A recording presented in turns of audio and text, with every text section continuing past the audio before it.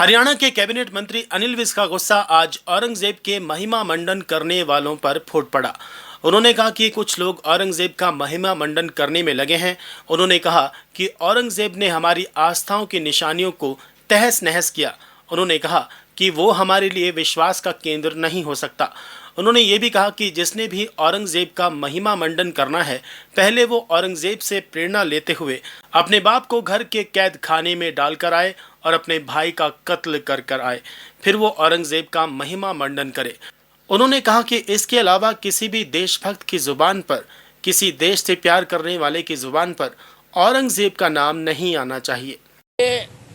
आजकल बहुत चर्चा चल रही है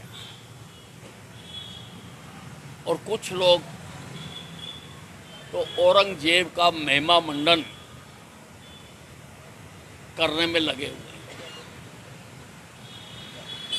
औरंगजेब आताई था, अग्राता था, उसने हमारी आस्थाओं के जो निशान थे उनको तहस नहस किया। वो हमारा लिए विश्वास का केंद्र नहीं हो सकता। परंतु मैं कहना चाहता हूं कि जिसने भी औरंगजेब का महिमा मंडन करना है, वो औरंगजेब से प्रेरणा लेते हुए, उनके जीवन से सीखते हुए पहले अपने बाप को घर के कैद खाने में डाल के आए और अपने भाई का कत्ल करके आए, फिर वो औरंगजेब का महिमा मंडन करें।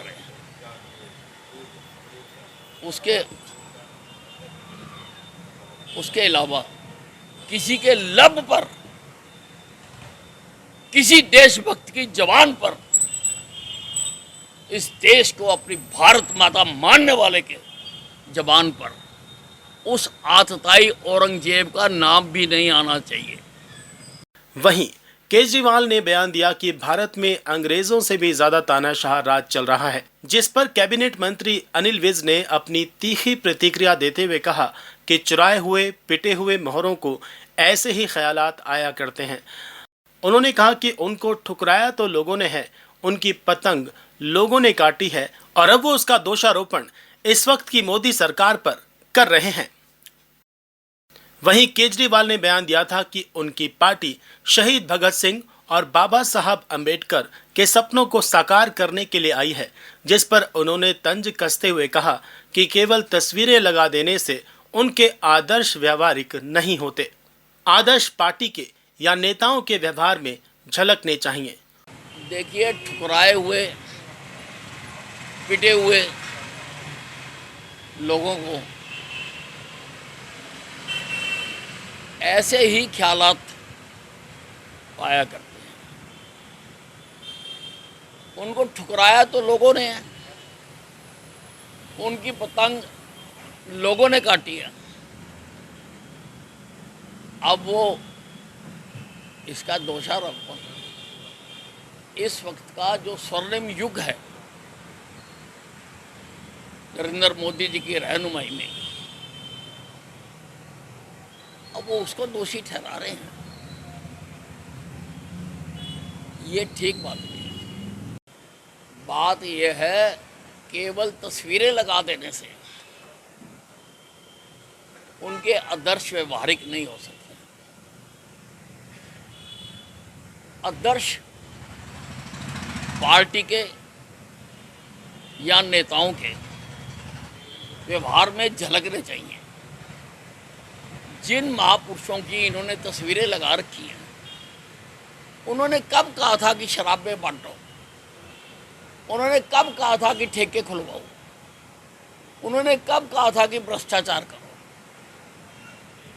उनकी जो कहानियां हैं उसके विरुद्ध जाकर आपने और आपकी पार्टी ने आचरण किया है, तो कैसे मान लें कि आप उनके आदर्शों पर चलते हैं। पूर्व मुख्यमंत्री भूपेंद्र सिंह हुड्डा ने बीजेपी सरकार की 24 फसलों पर एमएसपी देने के वादे को झूठा बताया, जिस पर कैबिनेट मंत्री अनिल विज ने हुड्डा को आड़े हाथों लेते हुए कहा कि हमारी सरकार ने घोषणा की है 24 फसलों पर एमएसपी देने की। अगर कोई हुड्डा साहब की फसल है तो बताएं, उस पर भी काम किया जाएगा। हमारे सरकार की घोषणा है कि 24 फसलों पर एमएसपी दी जाएगी। अब हुड्डा साहब की कोई फसल है तो वो बता दें, उसका भी इंतजाम किया जाएगा। एक तरफ जहां सरकार नशे पर लगाम लगाने के लिए अभियान चलाए हुए है, वहीं दूसरी तरफ बीजेपी पार्टी के सांसद धर्मवीर का बड़ा बयान सामने आया है, जिसमें उन्होंने कहा कि देशी शराब बनाने से किसानों की आय बढ़ेगी, जिस पर कैबिनेट मंत्री अनिल विज का कहना है कि मैं इससे सहमत नहीं हूं, ये उनका निजी बयान है। इससे सहमत नहीं है, उनका व्यक्तिगत विचार हो सकता है।